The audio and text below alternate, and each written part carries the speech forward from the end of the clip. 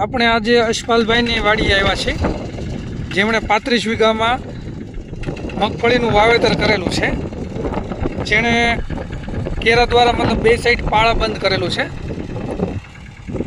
વીસની જાળીએ વચ્ચે 4 હાડું કરેલી છે,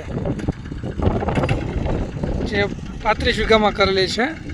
અને આપણી પાસેથી 3 વર્ષ પહેલાં સનેડો લઈ ગયેલા છે. તો આપણે યશપાલભાઈને પૂછીએ કેમ ચાલે છે.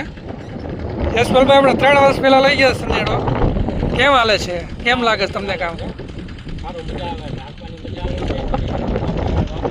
બીજા ટ્રેક્ટર કરતા છે ને આમાં બેહવાની મજા આવે છે, પગ નથી દુખતા અને લીવર હાથમાં આવે ને પગમાં આવે, બે જગ્યાએ આવે અને હાથ ને પગ બેથી મજા આવે છે લીવર દેવાનું.